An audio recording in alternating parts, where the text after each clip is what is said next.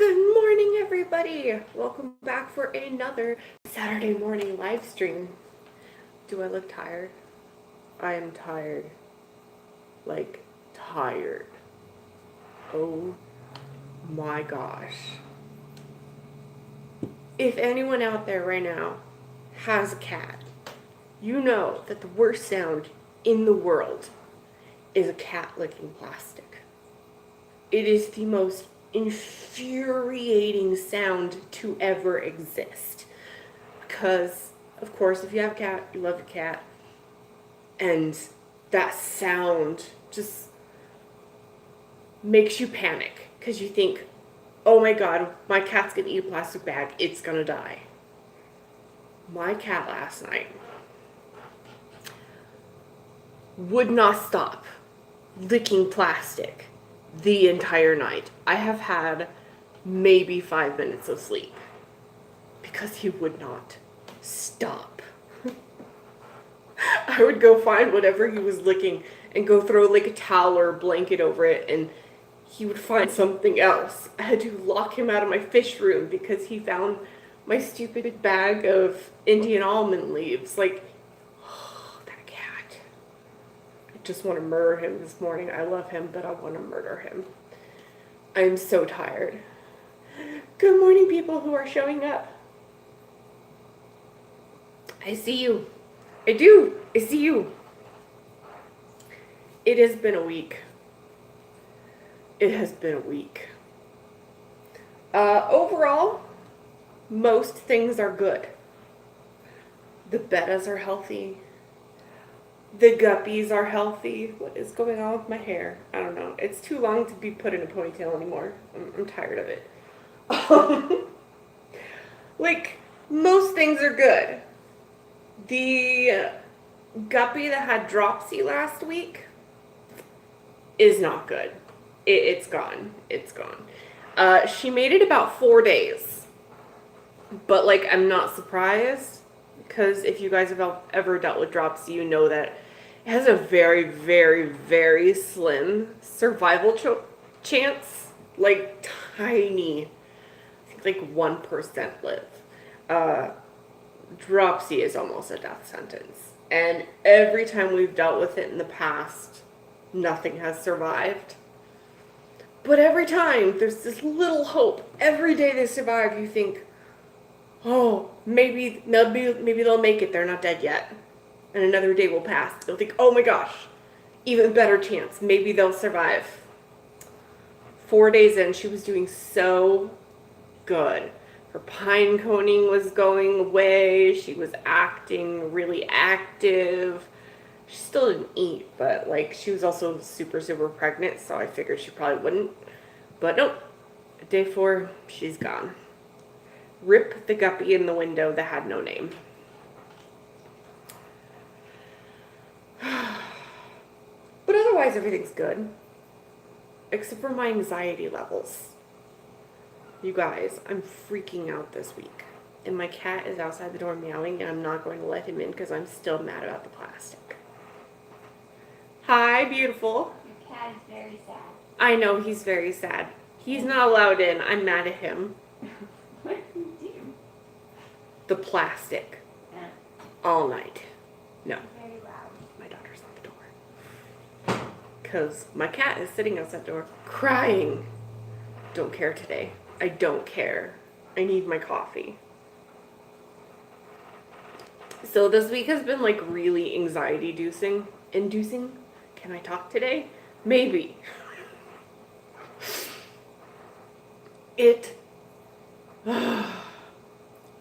I like can't handle it. It's nuts. So we moved into this house 1 year ago. It was December 22nd. That's how close we are to being exactly 1 year. And before we moved in, I knew I was going to get fish. We didn't have fish previously. I knew we were going to get fish because we were going to do this whole project. So we talked to the people who were renting us the house, and they said, fish are fine. Okay? We signed the lease. We moved in once again. My husband emailed the people managing the property and said, "Are fish okay? We just want to make sure." And they said, "Yes, fish are fine." Okay? So, all of this is good. But that does not stop me from freaking out this week. Because it got to be December, and we knew our lease was coming up, and we hadn't heard anything from the company that manages the property.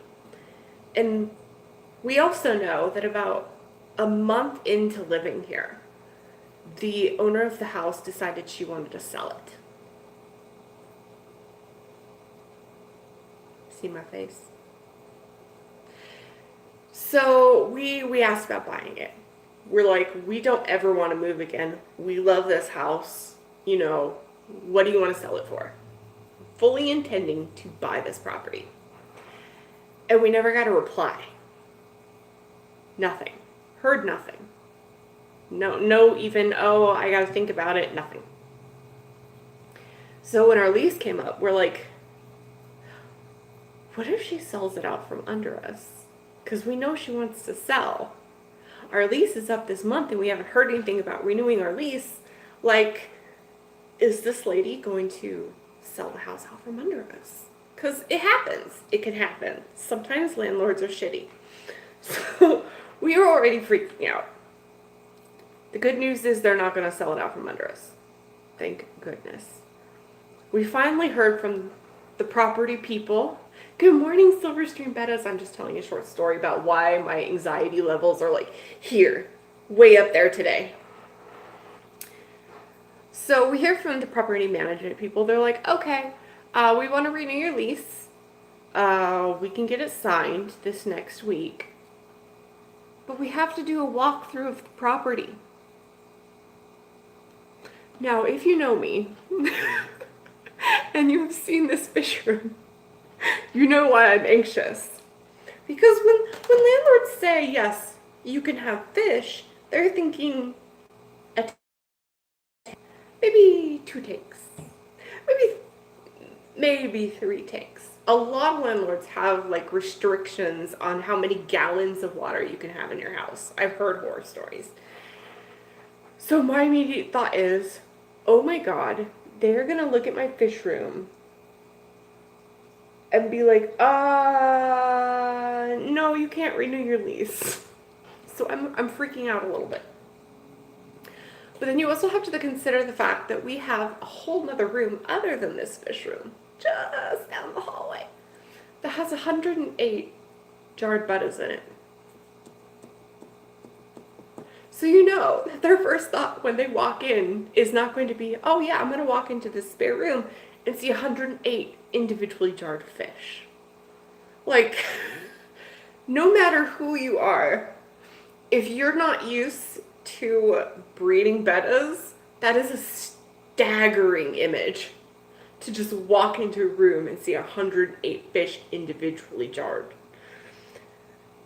So, we're being a little sneaky. I've spent my week trying to find a way to hide my 108 bettas. Even though, remember, I'm in the right. I'm in the clear. It's not in our lease. We talked to them. They said it was fine. But that little part of my brain is freaking out. So, we cleared closet. Don't tell my landlord this.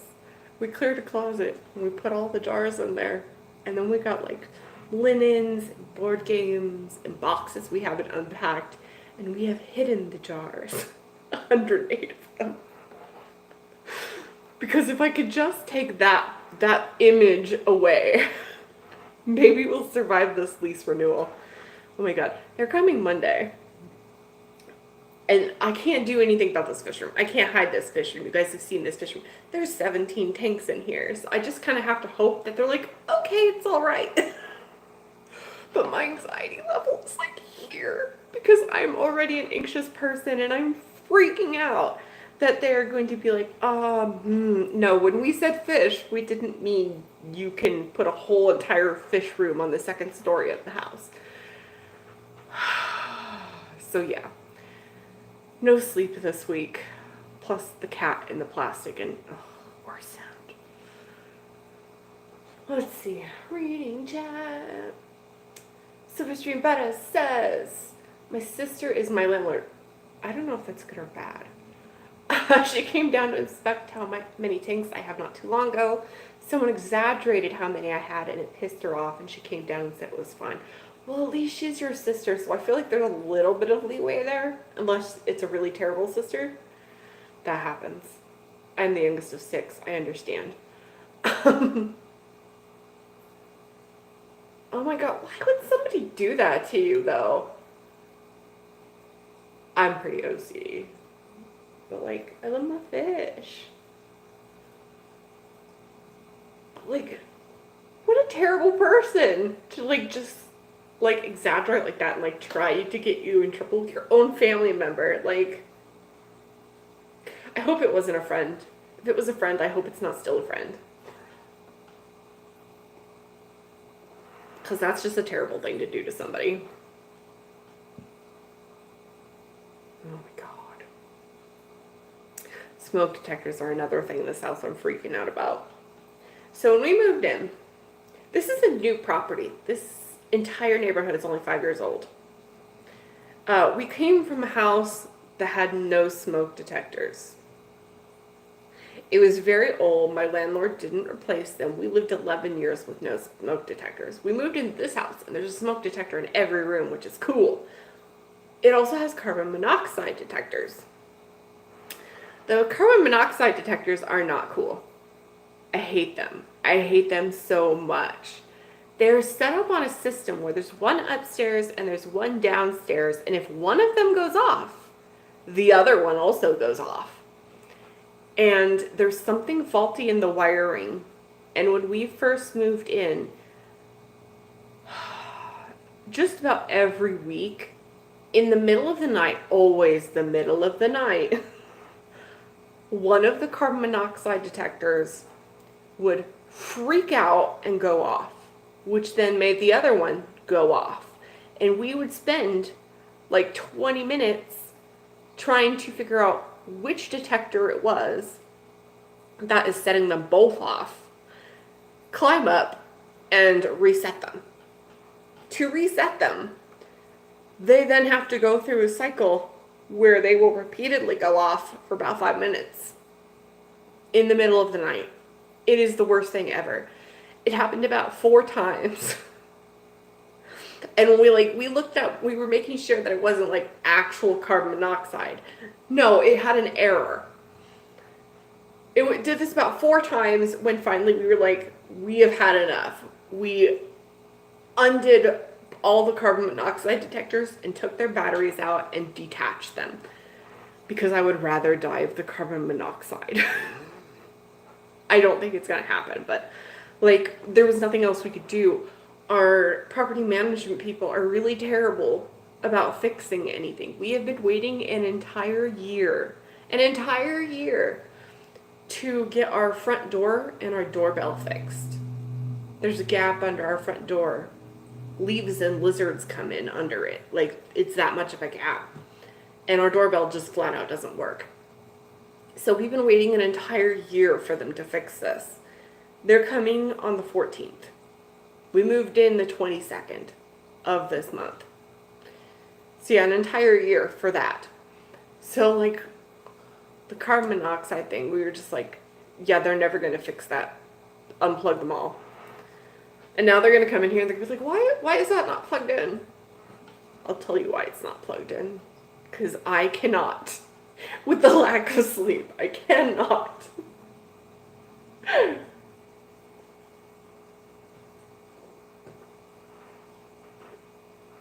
Yep. Landlords, dude. My last landlord, I loved. I also hated, but I loved. Our last house, let me tell you the nightmare of this house. We lived in a house that was half the size of the one we're currently in. It was about 800 something square feet. It was very small. It was 80 something years old. It was originally built as temporary housing for the Chinese migrant workers that came to Texas to lay down the railroads. That's how old it was. And so it was shoddily built. It was very small. It was very cramped. The whole neighborhood was like that. The houses were all clones of each other. So, like the laundry facilities, there was no laundry facilities inside the house because when they originally built it, that was not a thing. So they were hookups in a shed in the backyard. So when we did laundry, you had to actually leave the house and go outside in the backyard to do laundry in a shed that didn't close. So technically you were outside. This house, man. The wiring was shoddy. Like, it badly needed repainting. It was just a nightmare. It was infested with cockroaches for like the entire 11 years we worked there, despite everything we did. Like, just the worst. The absolute worst. I hated that house. I hated it so much. And we finally had to like decide to move because it came to the point where like we were like, okay, if we don't get out of here, this house is going to fall down around us and we don't want to be in it when that happens. So finally we got out. We for years we were trying to get out. We finally got out. But I will say this. No matter how terrible that house was and how much I hated that house, I still to this day hate that house. The landlord was great.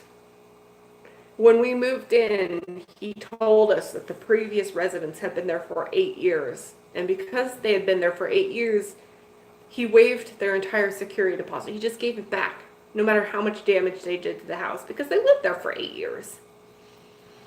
And we were like, oh, that's a nice story, but there's no way that's true, because if any of you guys have ever had, like, a landlord, you know, that's never true. They never give back security deposits. It's just not a thing in my experience. So we were like, okay, sure, dude. But, like, anytime we had a complaint, it got fixed immediately. They knew me by name. We lived there for, like, 11 years. But they would always get somebody out to repair things as soon as possible. If I called and said, hey, this is broken, can you guys do something about it? They'd be there sometimes within the hour to fix whatever it was. So, like, I got used to that, I guess. But now everything takes so long. The great news is, when we got out of that house, and, I mean, we trashed that place. We lived there for 11 years. My daughter was not even 2 years old when we moved in, and she was almost 15 when we moved out. Like, there was crayon on the wall. That place was absolutely wrecked. Like, it should have been condemned. And most of it wasn't stuff we did to it. But, like, after 11 years living in a place, you trash a place, whether you want to or not. It's 11 years of, like, grime and kids scribbling on the walls and just things breaking and getting old and the carpets being terrible and like 11 years, and the carpets were not replaced that entire 11 years. So they were awful. Despite all that, when we moved out, the landlord gave us back the entire security deposit.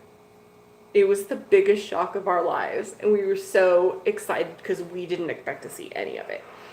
So my hat off to that landlord, because as much as I hated that property, it was a great landlord. But this one, it takes forever to get anything done. I'm so over it. So yeah, I'm freaking out because it'll be here Monday, and I have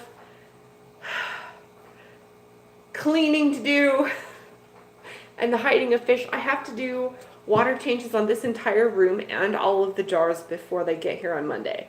So, like, I have to take all of the stuff out of hiding and fix it and put it back. I'm just over it. I'm just over the whole situation. Good morning, Viola. How are you? We're talking trash about my house. Because I can't with this whole week. I'm done. I'm so tired. and so anxious. And I just want to be Monday so the whole nightmare can be over. Because I'm done. I'm so done. I wish I were in bed. I want to be asleep. I have not had enough sleep. I'm totally going to take a nap later. That's the great thing about being old, is you can take naps. Naps are the best thing. I'm not that old. I'm like 35, but I still need my naps. My daughter has not learned the joy of naps yet. She's freaking out. We went to go get her new glasses yesterday for the first time in like 4 or 5 years. And so now she just walks around with these big black framed hipster glasses going, oh, I can see blades of grass across the street. How do people see this well? I'm so happy for you. I haven't had new glasses in like 10 years. She's so excited. She just keeps going around telling us, oh my god, it's like in HD, but my depth perception's off. I get the biggest kick out of it. It's so funny. Oh, coffee. Coffee, you were my only friend today. Because so tired.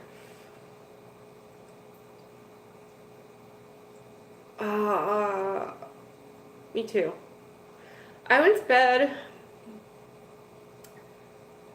about 1 or 2 in the morning, and I thought, okay, I have my alarm clock set for like 8:25 in the morning. That's fine. I'll get a little bit of sleep. And then I didn't sleep because my cat and his stupid incessant need to lick plastic. I'm over it. He is 16 years old, and only in the last year has he decided that he needs to eat every 4 hours, like a hobbit. We always call him the Hobbit now, because he has to have breakfast and second breakfast and brunch and lunch. He's such a hobbit. So he woke up in the middle of the night hungry, and all you could hear was his stupid stomach growling. So I went downstairs and I got him food. Did he eat the food? No, because he's 16 and he's old and he doesn't want to eat cat food anymore. He wants to eat people food. And if I have to make him people food to get him to live another year, I will do it. But at like 4 o'clock in the morning, no. No, he's not chubby. He is 16 years old, so he's basically bones. He's bones and skin and fur. I don't think he'll make it another year. That's just how he is. He has always been a runt ever since we got him. We got him when he was 5 months old. And I don't think he's ever in his entire life weighed over like 6 pounds. No, probably not even that. I doubt he's weighed over 4 pounds. He is a very lean, small cat. He's half the size of our other cats. So now that he's 16, he's lost all of it. He is just bones. And it drives me nuts. I hate it. But like, I know he's getting food because we feed him every 2 to 4 hours. And he eats so much people food. He doesn't gain weight. He's like a little black hole. And the vets say he's perfectly healthy. He's just old. Good morning, Xylo. Xylo there is my friend. Good morning, Jess. So, yeah, that's my week. My week is just anxiety and cats, man. Anxiety and cats. And the stupid dropsy guppy that died. Otherwise, everything's going good, though. Kohaku back here, our blind albino betta, is enjoying his life in his new tank with the golden snakeskin guppies.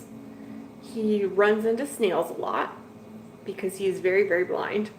It is the funniest thing, though, to watch him zoom around the tank, and he'll just like stub his little nose on a snail and be like, "What did I just hit?"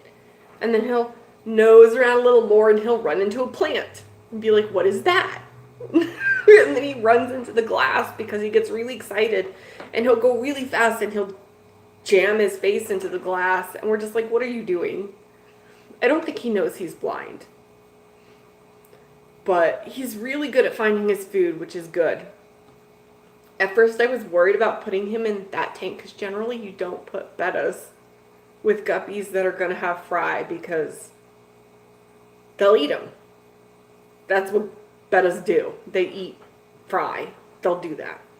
So I was freaking out, and then I remembered he's blind. He will never find those fry. He just won't. And even if he does, they'll get away before he eats them, so I'm not that concerned.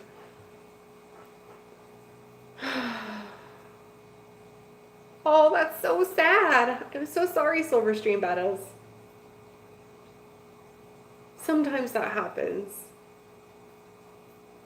Usually I've found that if they refuse to eat, most of the time they don't make it.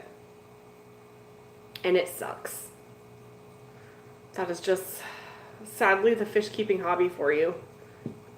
Sometimes things just go terribly, terribly wrong. Most of our stuff is okay. My Daphnia, dude, they have taken over my fish room. Normally, I don't feed them. I'll admit it, I don't feed my Daphnia. Because I just throw the crud from the bigger tanks into my Daphnia cultures, and they like eat off the Insiphoria that's in there. So I like don't bother supplementing them, and they do fine. But this week, I decided to feed them because I hadn't thrown any crud in there this week. So I gave them some, it was a mix of flour and spirulina. Just enough to cloud the water. And I woke up the next day, and there are thousands of Daphnia in my bucket. Thousands. It's crazy.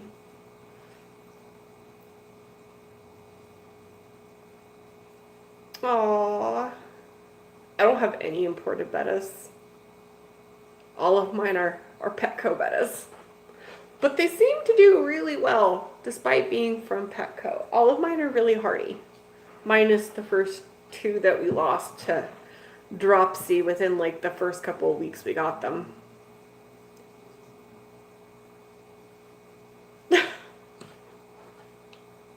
Guppies are really fast. I have one right now that's being super aggressive, and I think it's so funny to watch her. She's in that tank with the golden snakeskin male.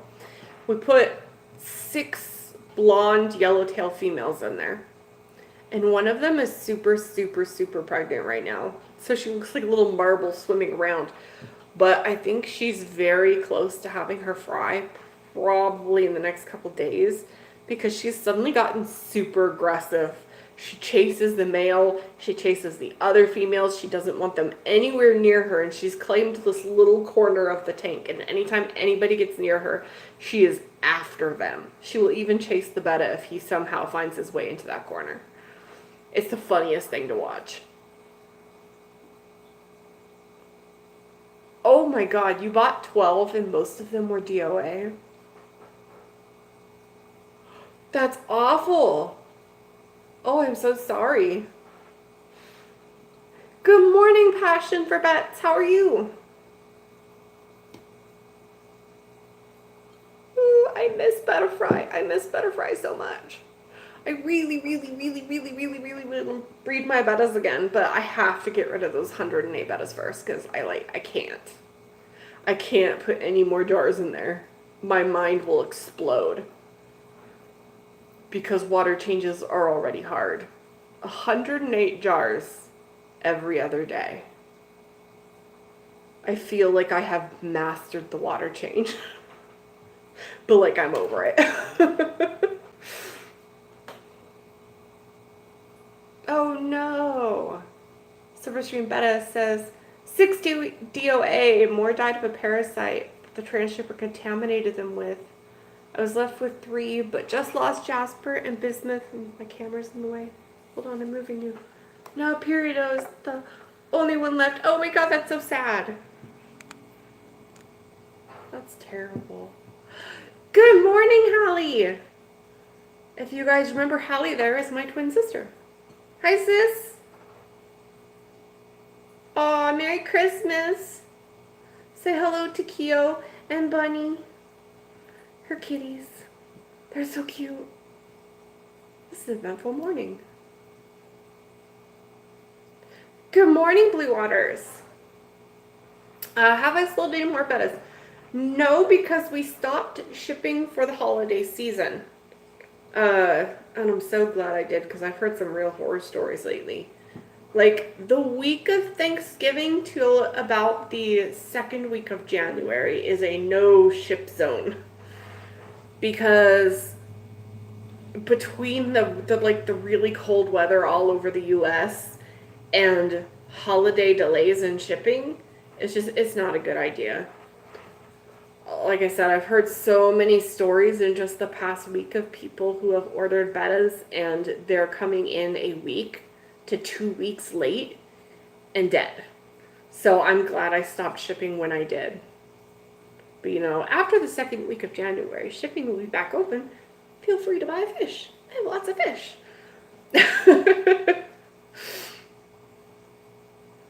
I have so many fish. And some of them are so cool. But yeah, so many. Oh, that, I don't remember his number anymore.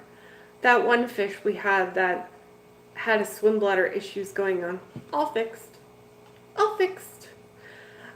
I've learned that a really good way to get rid of swim bladder issues is methylene blue.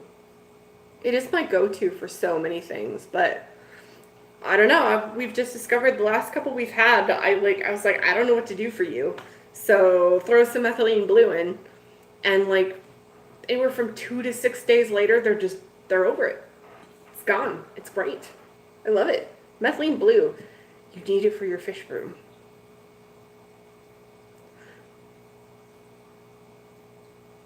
Ah, I saw your pictures of your guinea pig. Oh my god, it's so cute. I had a guinea pig when I was little. I don't remember much about it other than it bit people. But I did see your guinea pig and it's adorable. Oh no, that's normal Silver Street bettas. Butterfly are very, very prone to swim bladder issues, but most of them will grow out of it. So like, I wouldn't even worry about it until they're... Once they're bigger than like 1.5 inches, if they still have swim bladder issues, I'd be concerned. But until then, just like, don't worry about it. They grow out of it. Out of both of my spawns, I'd say 90% of them had swim bladder issues at some point when they were fry. And all but one grew out of it. So like, don't worry too much. It'll be fine.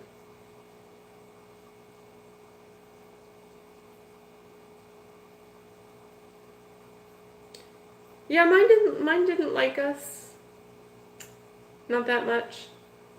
She was also very messy and very smelly and made a lot of noise. I don't know, I'm not a fan of guinea pigs. They're cute, but I don't want one.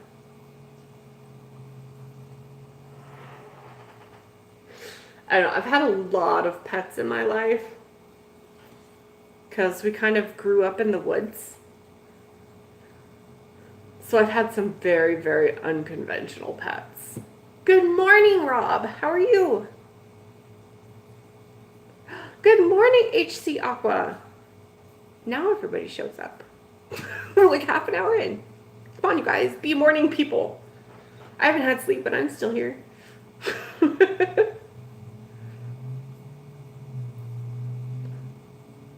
I'm so tired today. I'm so tired. I have bags under my eyes. See this? It's lack of sleep. I'm gonna have so much coffee today and then I'm gonna take a nap because I'm old. Let's see, what do I actually have to do today? Because I'm sure there's things. I have tank water changes. I have tank water changes today. But I think that's all. Yeah, until tomorrow, and then I have jar water changes. It never ends, you guys. It never ends. I do water changes probably 5 days out of the week.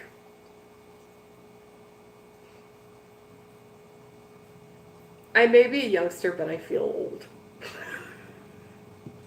That matters. I feel really old sometimes. Oh my god, that is so cute. Passion for Pets says, taking the dogs to PetSmart today to see Santa. That is adorable. I should take my cat Bella just to annoy her.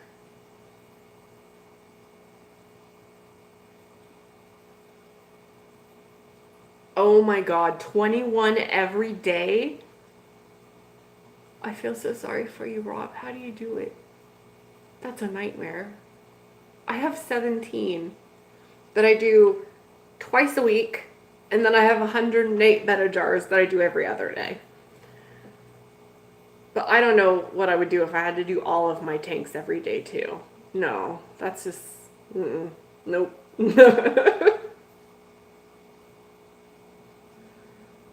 Aw, poor Brinley. It's okay, Santa freaks me out too. I don't like mall Santas. I think when I got to the point that I understood that the mall Santas were just some random dude dressed up, it started to creep me out. I don't like people in costumes. I see them and I avoid them. My husband thinks it's so funny. Every year he tries to go get me to get my picture taken with Santa. And I'm just like, no, I can't. Freaks me out.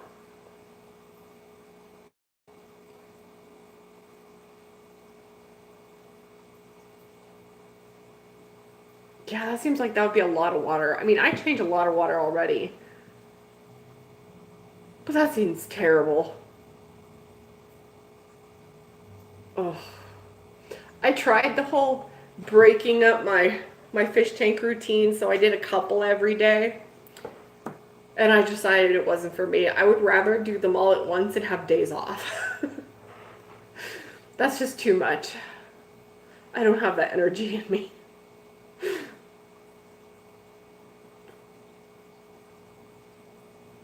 That's crazy.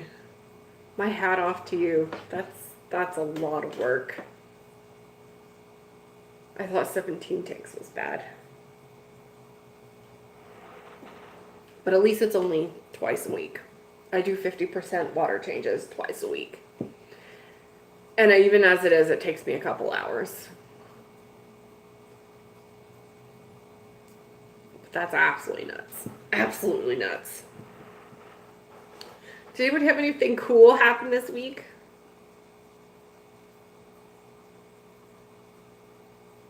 Oh. I would forget. I would forget which rack to do. I'm sure you have it down pat, but I would just be like, which one did I do yesterday?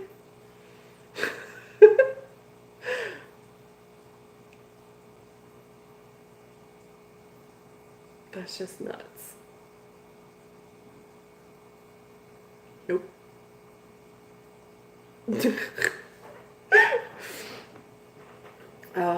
I need to definitely do some maintenance in here today. I need to do something with my amount of, what's it called? My brain has just died. Frog bit. Frog bit. I have so much frog bit everywhere. And I feel so bad throwing it out because it takes forever to get it to split and grow out everywhere. I started with like 40 tiny ones, and now they've taken over all my tanks, and there's not enough room for the fish to like come to the surface. So I need to do something, but I feel bad. Ah, smart, a dry erase board. I have one, but I use it for like work, not fish.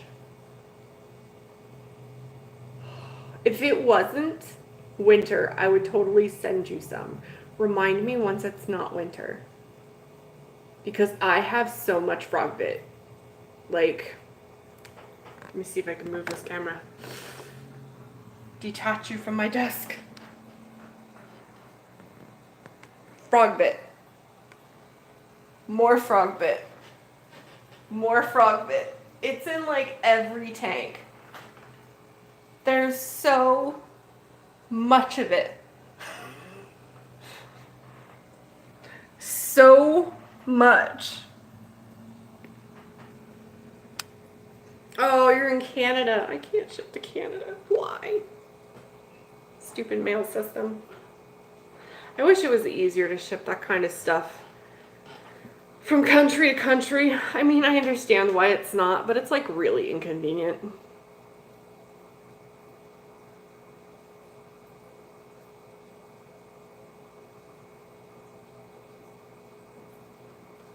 How hard is your water that plants can't grow?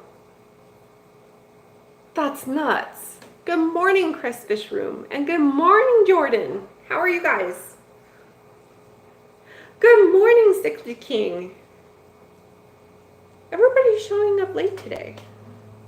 Have your coffee. Get here early. Just picking on you, I swear.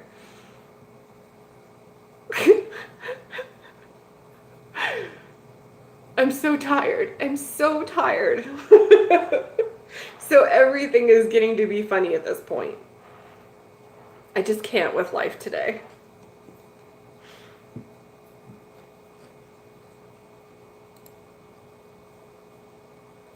Yeah, we were just talking about frog bit, and I have a lot of it. A lot.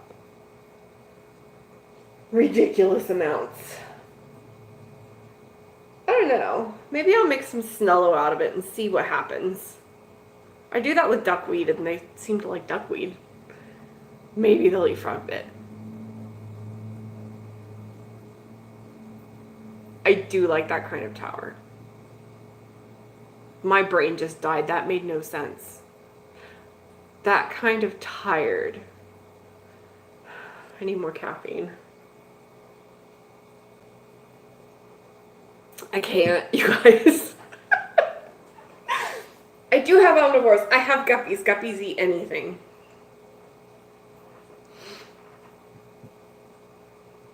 Oh my god. I don't have a green thumb. I have a lot of trouble making plants grow.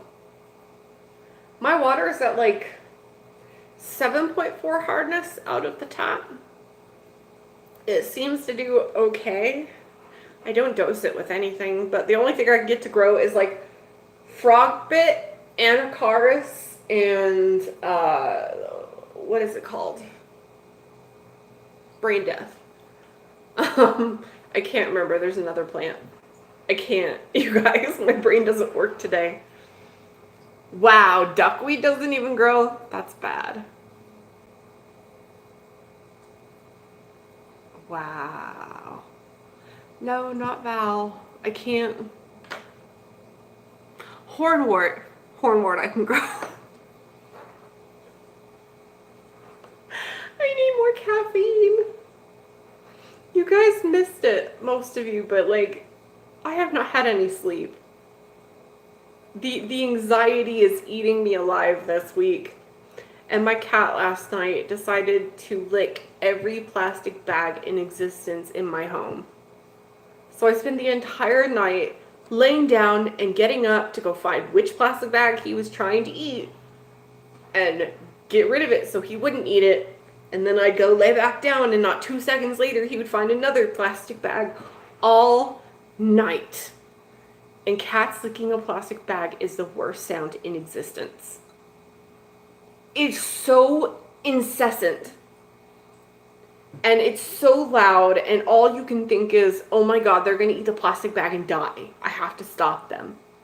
Even if they never eat the plastic bag, mine have never done it in their entire lives, you still think it's a possibility. So like, you have to get up and fix it. It's like a baby crying. It's just the worst. I love my hornwort. We use it in that guppy tank back there. And all the fry hide in it, and it does really, really well. Oh. Chewing and licking, same sound. I can't with it. It's the worst. You understand. It's the worst sound. And we have plastic all over this house. It's just a thing. But my cat even came into my fish room and found I have this plastic bag full of Indian almond leaves and sat there chewing it.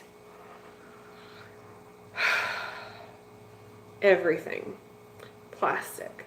He will like climb up and lick the trash bags, like any plastic he can find, and I just can't. I can't with it. So all night I did not sleep. I had about 5 minutes of sleep. And so I'm really tired and my brain isn't working and I've had almost an entire cup of coffee. I'm probably going to need another one. But just like, I'm so tired. And this whole week has been so much anxiety. Because our property management people are coming over on Monday to decide if we can release this house. And they have not seen my fish room.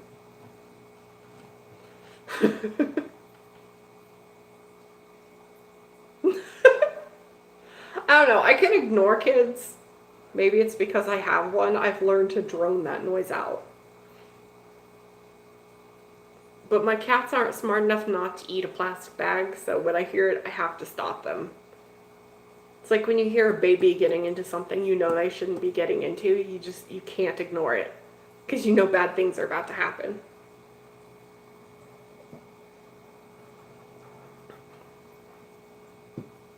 Yes, there's a thumbs up button somewhere. I don't actually care if you hit it, but it's there. Feel free to hit it. I'm one of those people on YouTube. I don't care about the views. I don't care about views. I don't care about likes. I don't care about monetization. It's not why I'm here. I enjoy being here, sharing my stories and showing you my fish.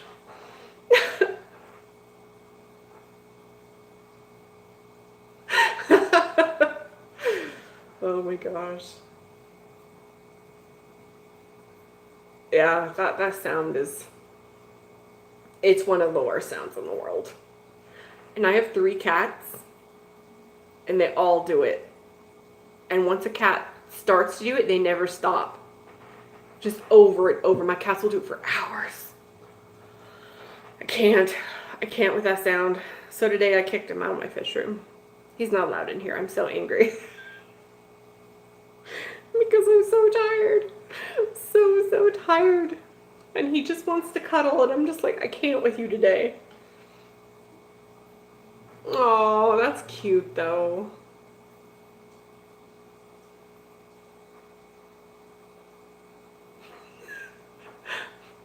Do I want to ask what Lottie Bud is? Tell me.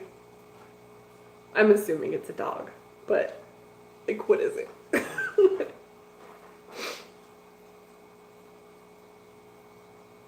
Oh, okay. Okay. I don't have any puppies. I have 3 cats. That's another thing we're concerned about. I'm a terrible person. Let's talk about that. When we moved into this place, and we really wanted it, part of the lease contract is for every cat or dog you have in this home, or every pet that is not a fish, we had to pay a $500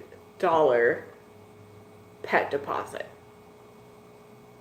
$500 per pet. That's crazy. Per pet. We have 3 cats. That's $1,500. We weren't going to do that. So, as far as anyone is concerned, we have 1 cat. His name is Emotep. And he is brown and white. The reason he is listed as brown and white is because he's mostly brown with a white chin.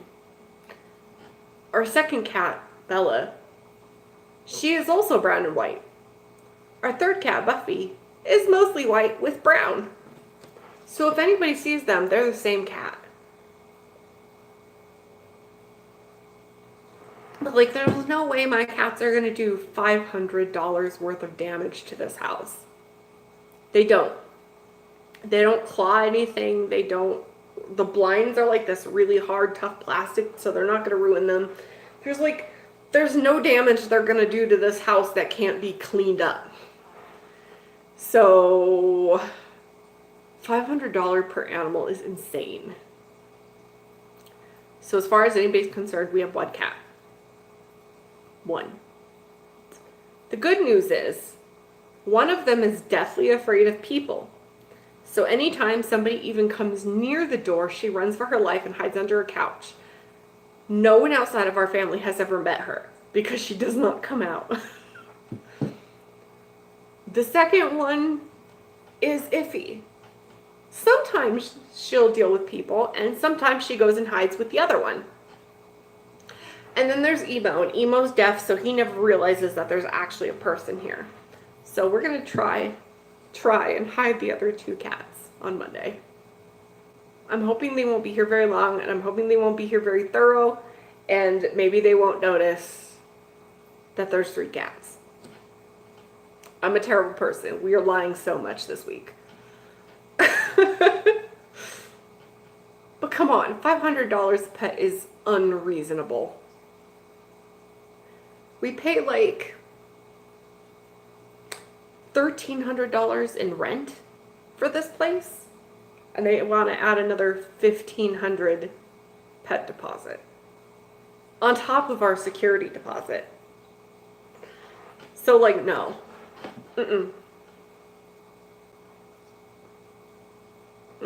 Yeah. We don't have to deal with home repairs, but then again, neither does our landlord because they never fix anything. I tell you, the whole market for like renting places is stupid. It's crazy. Oh my God, that's terrible, Silverstream. A 1-bedroom suite is up to $1,200 a month without water or anything included. This is a 2-story, I want to say around 2,000 square feet house with a double car garage, and let's see, 4 bedrooms and 2.5 bathrooms. So like, we lucked out. We lucked out big time when we found this place. It turns out that it had been on the rental market for 2 years, empty, before we got it, and it's only 5 years old, so I think they were a little desperate to rent it. So we got it for like a pretty good price for what it is. Goodbye, HC Aqua. Have a good day. Let's see. I'm catching up on chat. Dun, dun, dun, dun, dun, dun, dun. Oh. Yeah, the housing market's nuts. Absolutely nuts. If it wasn't so bad, I would probably not even live in the city we're in, because my husband works across the state every other week. He works in Austin, but we live outside of El Paso. Literally opposite sides of the state.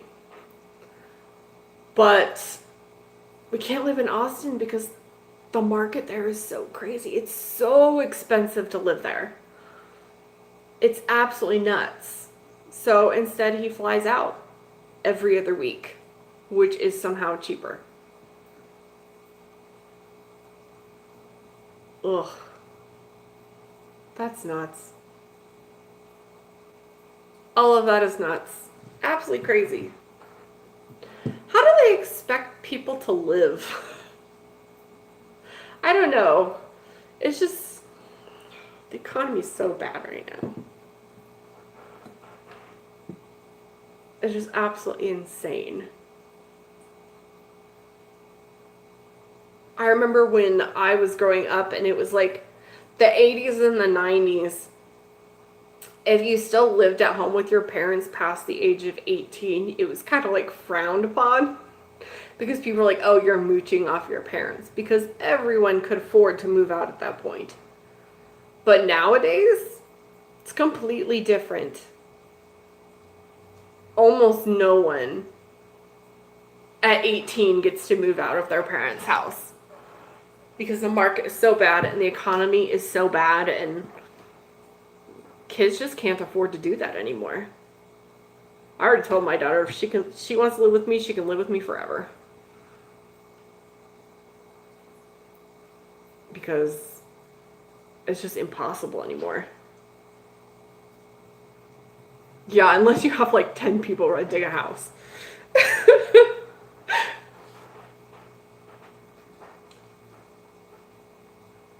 Pretty much the same, Silver Stream. The day I turned 18, my father came to me and my identical twin sister and said, okay, you're 18 now, so if you want to continue to live here, you have to pay $400 rent every month to live in our family home. So that day we went and we searched up rentals and we signed a contract, and me and my sister moved out. We lived in a 1-bedroom house that was basically a shack. Like, you could fit almost the entirety of that house in my fish room. It was so tiny. And we shared a room. But we moved out because, like, there was no choice. And we probably paid less rent there than we did if we had stayed at my parents' house.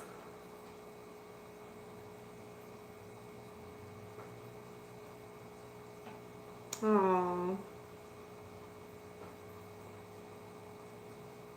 My situation wasn't that bad, but my father was abusive. So, like, when he told us, get out or pay rent, I was like, goodbye. Some parents are shitty. That's how. Some people are not good parents. It's funny because growing up, my parents used to always say, you can't pick your family. I disagree. I think you can pick your family. I think you can pick your family. I think you can pick your friends.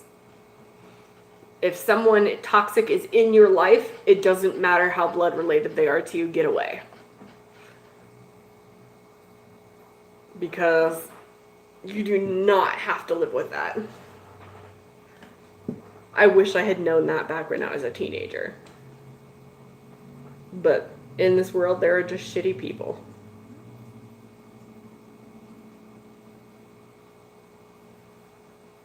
Sad, sad truth.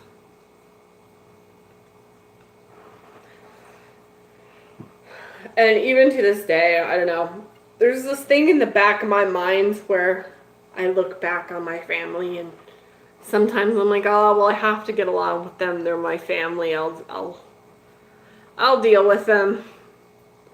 But then I'm like, I've lived in Texas now for 16 years. And I haven't needed them yet. I think I'm okay. Like, no, I don't have to deal with them. Oh, that's so sad. I'm so sorry, but I get it.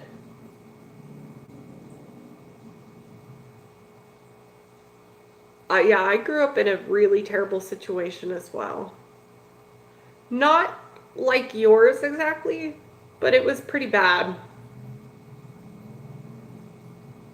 And I walked away from that with anxiety and depression and PTSD. I have PTSD. because of the things that went on back then. So I get it. But luckily I live far away now. I have seen my family once in the past 16 years. Every once in a while, my dad will call and say happy birthday. Or, one of them will email me a chain letter, or I see them doing something on Facebook, but I don't visit. Which sucks sometimes because I wish I got to see my identical twin sister more and some of my other sisters. Because I am the youngest of 6. I have 1 brother and 4 sisters. But I don't need to see my parents. That's so sad.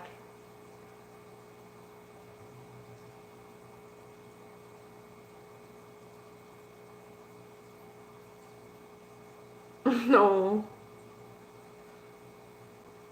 I wish I still got to see my mom. That doesn't happen though. I grew up in a situation where we were a mixed family. My dad had 2 kids. My mom had 2 kids. They both had various marriages and divorces. They got together and they had me and my twin sister. So we're all like related in weird choppy ways. But my dad has an anger management issue. And he was verbally abusive. Not often physically abusive, but it did happen. My mother usually protected us. But when I was in middle school, she was diagnosed with breast cancer. And she lived 4 years. And she died when I was... can't remember. I don't remember exactly how old I was. It was my freshman year of high school. And a month later, my dad got remarried to a coworker. See my happy face? And she did not have, could not have, and did not really like children.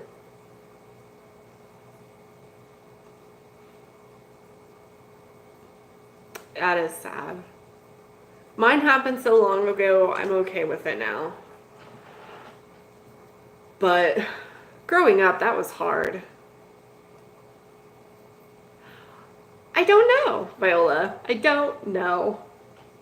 I think there is a consensus among the children that maybe he was, because they got married a month later.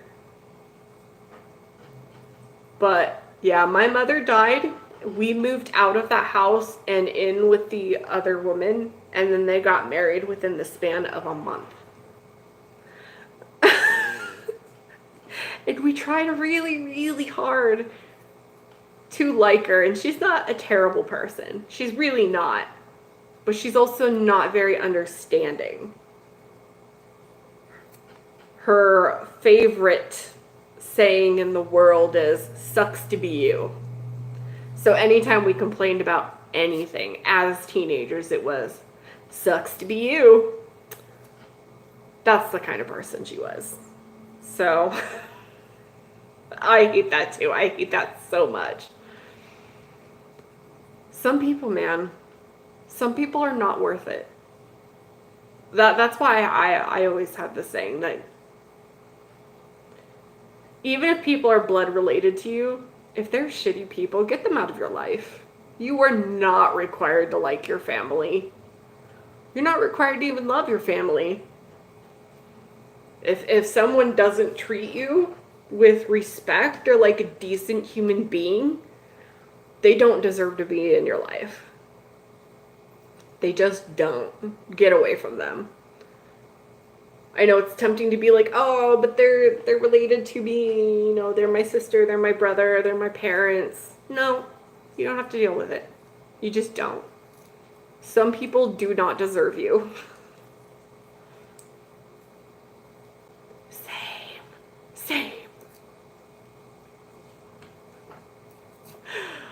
I don't barely talk to mine. I don't feel the need to. I don't have anything to say. He doesn't add anything to my life, so I generally don't talk to my parents. No, thank you. I'm lucky that I got out of there when I did, and then life got so much better. Because I moved out when I was 18, and a year later, I met my husband and moved out to Texas with him. And now I have been here for 16 years, and we have been married all of that time. And I have a beautiful daughter, and I love my life here. So I would not have it any other way. It's great. But I still do deal with the anxiety and the PTSD, and some of that lingers for a while, you know. But I'm working on it. I'm working on it.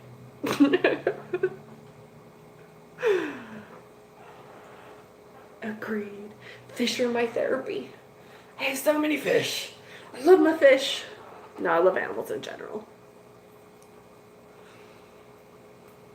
I've learned to become a much more positive person. Because I used to be such a pessimist. Such a pessimist. And now I'm not. I'm the exact opposite. I'm like, meh, it'll be fine. We're good. Smile a lot more.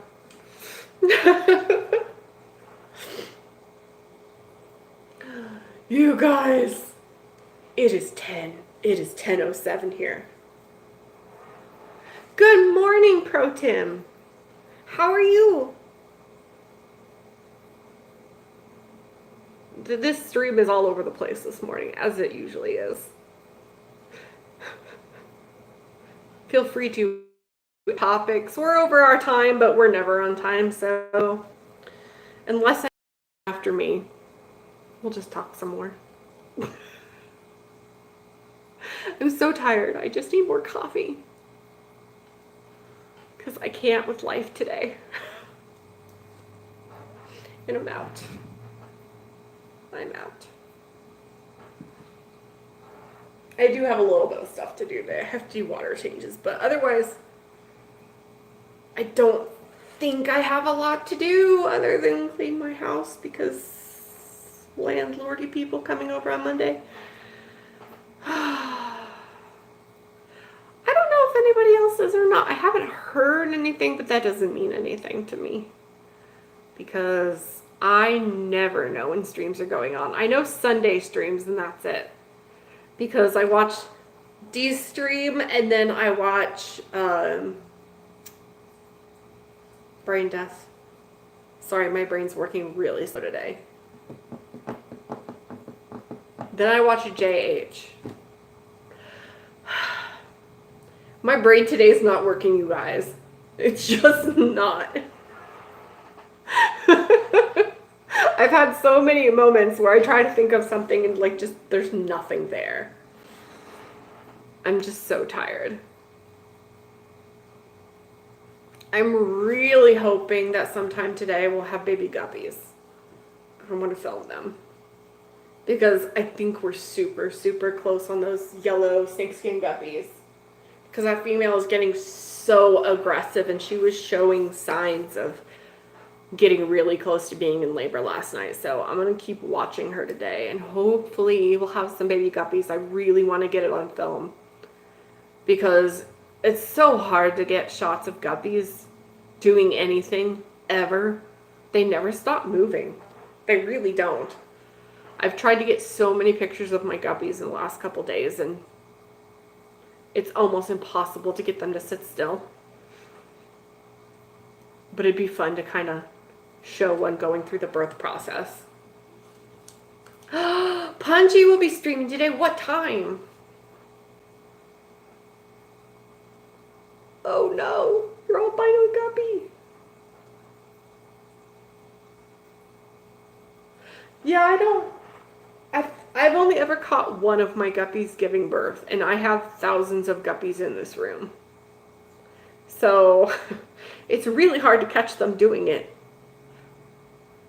It's really easy to tell when they're getting close to giving birth, but it's really hard to get them actually giving birth because they show so little outward signs.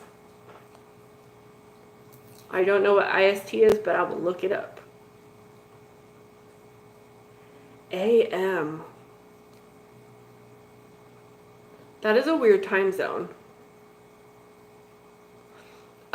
It's anywhere from, I think the average is 26 to 33 days. It can be earlier than that. It can be a lot later than that. I know some people have waited like 40. But I think the average is 26 to 33. I don't know why I know these random facts. I've done a lot of research. I just want to see if we get any golden snakeskins out of this group. Because that male is so pretty. So pretty. And I really, really, really, really want some babies out of him.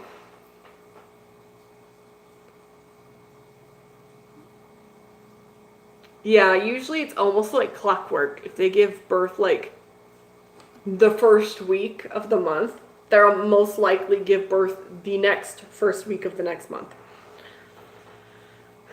They're pretty clockwork about it. I used to keep track. But when it got to the point where we had a guppy giving birth every single day of the month, I just gave up. Yup. They can get pregnant as early as 1 month or as late as 3 months. So they do not have to be very old to have babies.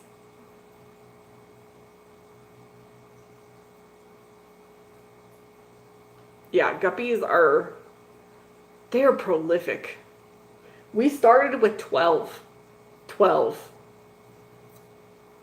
And now we have, I don't even know. I'll never count them. It's in the thousands. I know it's in the thousands. The other day someone came over to our house and bought 50 guppies locally, 50. And you can't even tell they made a dent. Aww. You can sex them pretty early if you know what to look for. I've gotten really, really good at it. Just because we have so many guppies. I can usually tell what gender they are before I can tell what color they are. So like in the first probably 3 weeks of life. Oh, Camelonis worms. I hate those.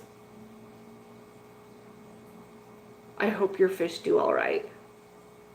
Because we had that and it's terrible. I feel like I got really, really lucky because I spotted it relatively early. They'd had it for about a month. And we didn't lose any guppies to it.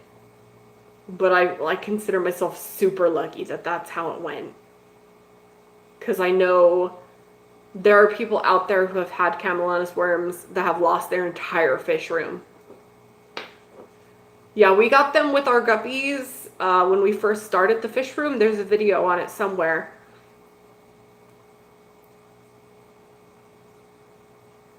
Yep. We got our guppies from Petco and they came in with them. And I just happened to notice one day that they were showing signs of having a parasite and I got lucky enough to spot it. Did a bunch of research, got the meds, gave them their meds, and didn't lose a single guppy. So if you get on it really quickly, you may be lucky.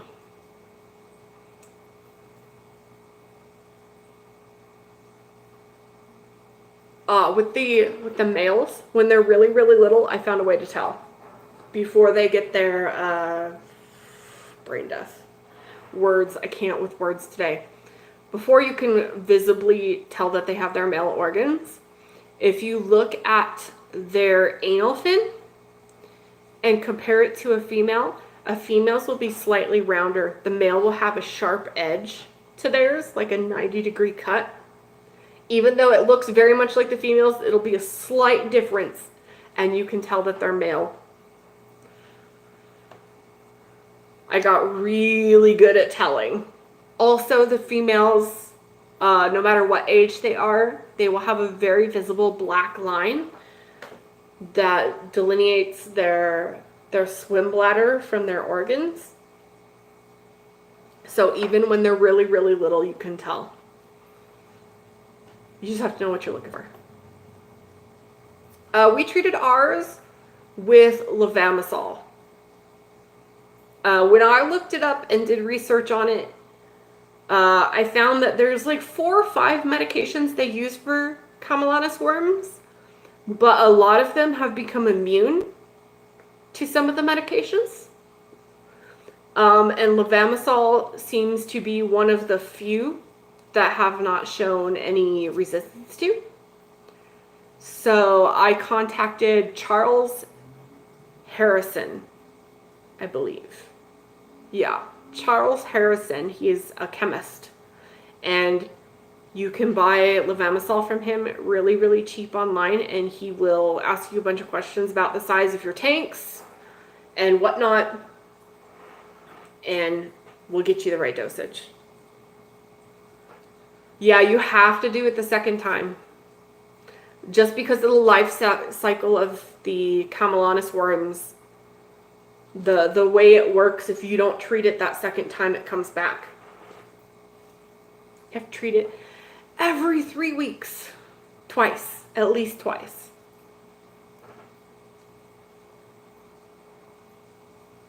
Yep. When we did ours, we emptied the whole entire tank, cleaned it out, treated it with levamisole, waited 3 days, cleaned the entire tank out again, waited 3 weeks, and then did the process all over. And we transferred all of our snails out to their own tank because Camelottis worms, they breed through invertebrates. One of their life stages requires invertebrates, like snails and copepods and small crustaceans. So we moved all of our snails to another tank. You can't treat them with levamisole, but the life cycle gets messed up when you take out fish because they also need fish to reproduce. So having the fish and the snails separate, it broke the cycle, and then we kept our snails in quarantine for 3 weeks along with our fish, not in the same tank, but like at the same time. And by the time it was all done, we were good. Yep. It was a pain in the butt. It's not that they could be spread by plants, but any drop of water. The little, one of the life stages is so microscopic that a single drop of water can contaminate a tank. So like you have to be super careful. We were like bleaching all of our equipment in between. It's the worst. We lucked out at the time we did ours because our fish room was fairly new. All of our bettas were still jarred. They hadn't been put in their tanks yet, so they didn't share any equipment with any of our other tanks.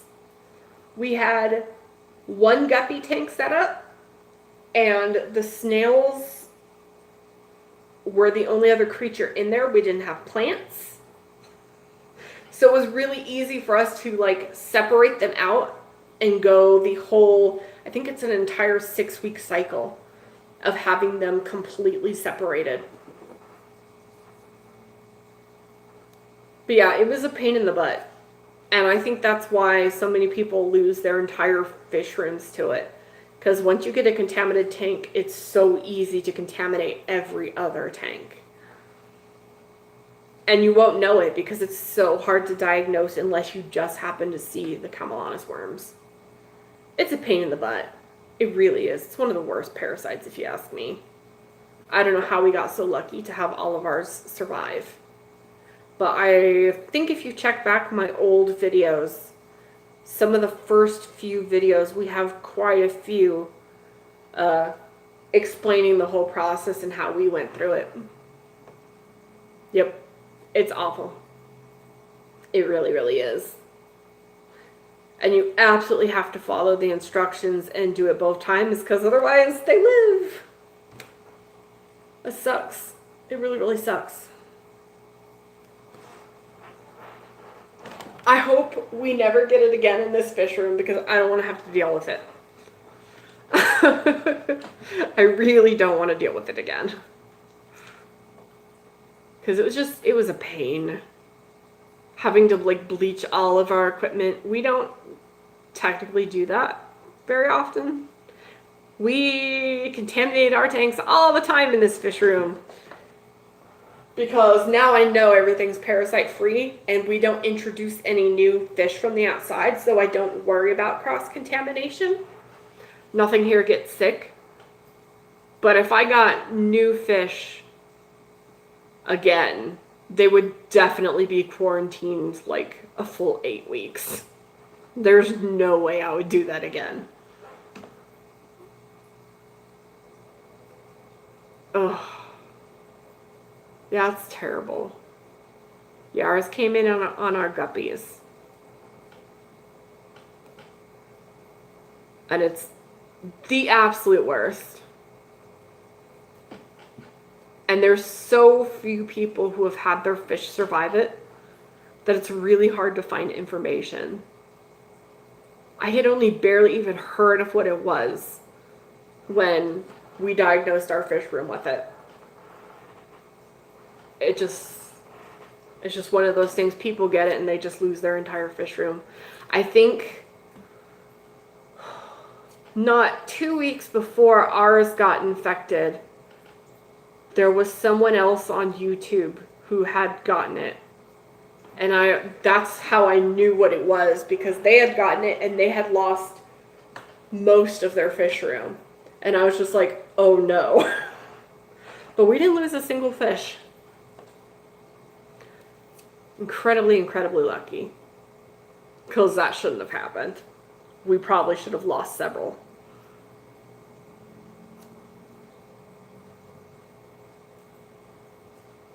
Huh. I don't know. I don't know what's in that. I know there's a lot of those medications that sound like levamisole with the zol on the end that treat it. But I also know that there's some they are growing immune to. I know when I did research, the one thing I came across is everybody was saying that levamisole is the one that works every time. So that's what I went with. Huh, maybe it does. I don't know. I know there's some you can get like straight out of a fish room or fish store that are supposed to work. Immune to a lot of them. And levamisole is one of those things. It's originally a sheep dewormer. And you can buy it on eBay. Or like me, I went through Charles Harrison. And it was great doing it that way because he got it to me in like 2 days and it was perfectly packaged to the size tank I have. He had really easy dosing instructions. And like, he checks to make sure that that's really what you have so you don't dose your tank with something needlessly. I believe it. Yeah, when I was looking for it, there was only 2 places that had it. eBay had it in small quantities, and it was really expensive. Or Charles Harrison had it. And I went with him because it was actually really, really cheap to dose my fish room.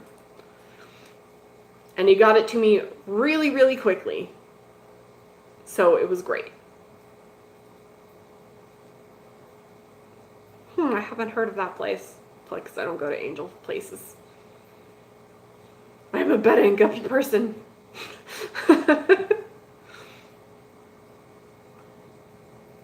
I feel like I've been really, really lucky since then, because that was the one major outbreak we had in this fish room. But other than that, we haven't really had too many issues health-wise. We had our 2 bettas that died of dropsy. But I'm fairly certain that was because we got them from Petco. We got them the same day. They were the same color. They were the same size. They were the same gender. They came in on the same shipment. I think they were originally spawn mates. And there was something wrong with that spawn because they both died within a week of each other. But other than that, we haven't had any outbreaks of anything really. We haven't had ick in here. We haven't had any real kind of fungus. We've barely had any fin rot. Only the first week we got our bettas, they came to us with fin rot, and we treated that. We haven't had any sickness in here. So I feel like we've been like super, super, super lucky. And I hope it keeps going like that for another year. I don't know. I don't know enough about dog dewormers to tell anybody if they can be used for fish or at what dosages. I can't say I've ever used them, and I don't know if they're safe. But I mean, I know they use sheep dewormers, so I assume there's probably a way it can be used, but I don't know enough about medications to dose that. We rarely have to use any kind of anything outside of methylene blue. Methylene blue is like my go-to medication in this fish room because it is so mild and it treats a wide array of things. So anytime my fish start to look like maybe there's an issue, we go with meth blue. And I ship with meth blue because it treats ammonia nitrate poisoning. It helps oxygenate water. It treats fungus and minor bacteria. I use it for treating swim bladder disorder, and it seems to work. I know it's used in treating dropsy. I bought mine online off Amazon, but you can find it at most pet stores, online on eBay, Amazon, any of those pet sites. Just look up methylene blue. Out of all of the medications we have bought for here, that is the one that I use consistently, and it goes a long way. We bought a bottle that's like this big, and you dose it in drops. It lasts for like forever. But you do have to be careful because it's very blue and it will stain everything. You will look like a Smurf.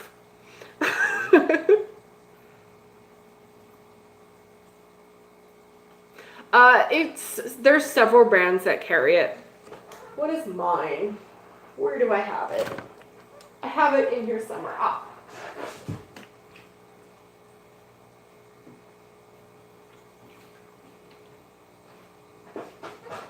This is mine. It is by Fritz Pro Aquatics Methylene Blue Solution.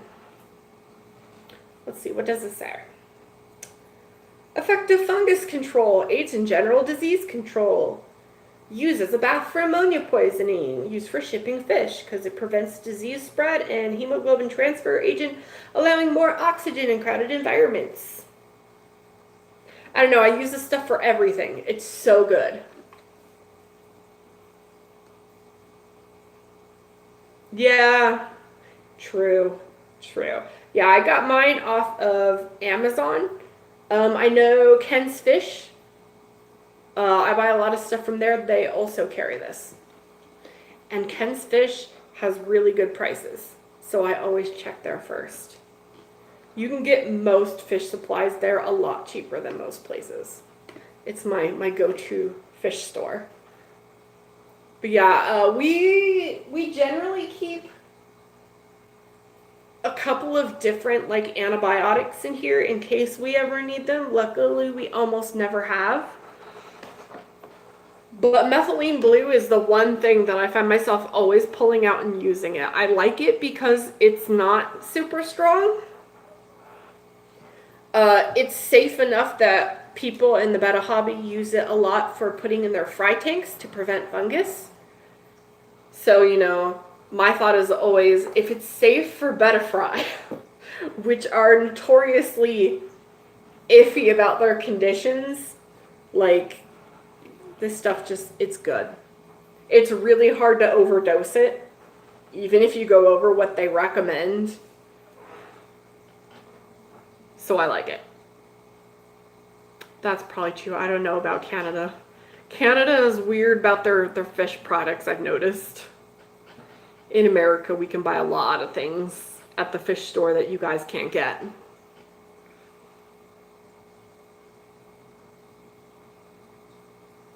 Methylene blue. Methylene blue is safe for betta fry. The only thing about it is you do have to be careful if you use it in an aquarium because it will wreck your cycle. Since it's antibacterial, it will kill your beneficial bacteria. So you always want to quarantine and use it. I use it in my betta jars. If any of the fish look like they're getting even remotely sick, I dose this stuff and change it out with their water changes. And it has worked every time. Levamisole, no, I would not. Levamisole is not gentle. Take it from me, using it with my guppies, that stuff is strong. When I used it on our guppies, I had to lower the dosage because it stressed them out so badly. The whole tank stopped eating. And they all just sat at the surface on a normal dosage. I had to like cut the dosage in half. And then they went back to acting normally. Which is one of the things I was warned about when I got mine from Charles Harrison. He was like, watch your dosages. If they act stressed, cut your dosage. Because that stuff is super strong. Yeah, I don't know how that would go with betta fry. I would say try it, and if you see signs of stress, cut your dosage. What I was ordered to do is when we cut our dosage, all I did was I changed out a gallon of water, put a new gallon of water in there, waited to see how they reacted. If they were still stressed, I took another gallon out, put another gallon in, so we were just diluting it. I'm trying to remember what the recommended dosage was. I don't remember anymore. I really don't remember. We were given specific instructions on dosage, but I don't remember. Yeah, we were dosing by gram. I don't know what it was in teaspoons. We were told, you know, a gram will dose this much. You need this much. And so we cut ours down. But a little goes a very long way. We were dosing it's a 30-gallon tank, but it holds about 20 gallons of water because we don't fill it all the way. It's a snail tank. So we had to cut ours down a lot. It was a very tiny dosage, but it really stressed them out. But we did have guppy fry in there, and they survived. So, I would say as long as they're not showing outward signs of stress, it's probably okay. Just if they show stress, dilute it. Seemed to work for us. It still killed them. It just took a little bit longer to affect the worms than if we had done like a good dosage.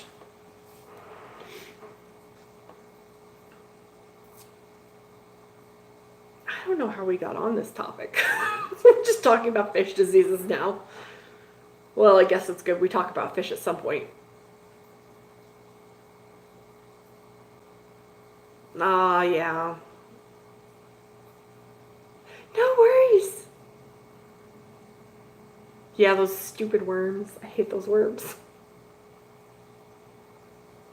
I hope they stop laying at the bottom. I've learned over time, the ones that lay on the bottom of the tank for an extended period of time don't usually make it. We had a couple in both of our spawns. I mean, if they do it sometimes, it's fine, but if they end up sitting on the bottom for like a couple of days, they usually don't make it. They just fail to thrive.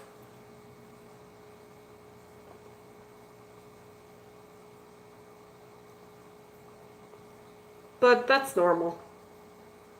Butterfly are so sensitive, and you will always lose some in like every spawn. So I've just learned to like, don't count your fry before a certain time. I don't count mine until they're moved to a grow out. Aww. I love Blinky. Blinky's so cute. I love his little tiny eye. It's the best. That is such a weird defect. But he's the cutest little fish. He really is just adorable. Of all the weird defects, I've seen some defects in my time, usually spinal defects, but that's cute. It's ridiculous but cute. Yeah, I think that's pretty common. That's crazy. Are they related? Like, were they the same parents? I wonder if it's like just a genetic thing with those two. Because that seems like a weird defect. What? And they're not even related? Oh my gosh. That's some bad luck.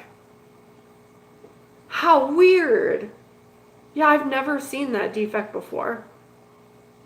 We had a couple that had the colobomas, where they had an ocular defect with their pupils.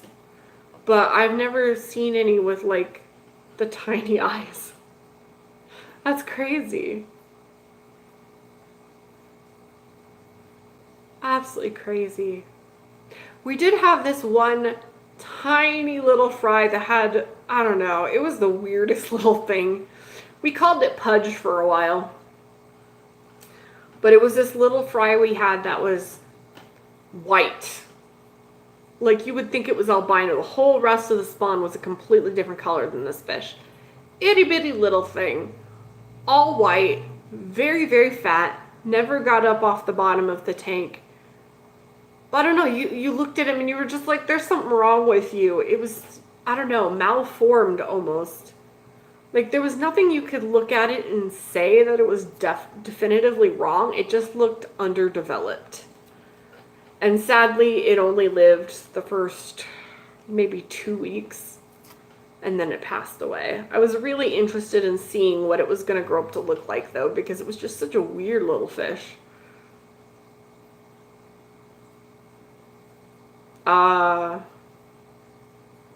Yeah, there's no telling if it was a PetSmart fish, because they could have come in the same shipment, meaning they could have come from the same shipper and may have been from the original same spawn. There's no way to tell when you have a box store fish. I've learned that with mine.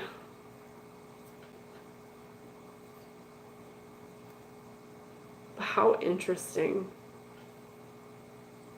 What a weird little defect. You guys, it's 10:39. We've been here that long. Oh. Aw. Yeah, we bred ours pretty early too. But I still have too many babies. So many babies. I want to breed again. I really, really do. I have a couple of pairs I want to do. But I have to get rid of these 108 bettas first. I promised my husband, I promised my daughter, and I promised myself. that there was no way we were going to breed again until we got rid of all of these bettas because it's just too much. I need a break. I need a break from water changes. Oh. Yeah, I gotta do some dishes today and do tank changes. So we'll probably wrap up here. Thank you guys for coming today. I had a lot of fun. This relieved my anxiety for now. I have so much cleaning to do this weekend in preparation for Monday. Because wish me luck. Hopefully they'll be like, oh yeah, we told you fish was okay, and they won't say another word about it. Hopefully. Maybe. Good luck with the rest of your days. I hope you guys do something other than cleaning today. Have some fun. Enjoy your day. Enjoy your fish and animals. Don't spend your entire day cleaning like I will. And I will see you guys next Saturday. Hopefully, I'll be here. Gaming, I want a game. I have no free time. Have fun. Bye.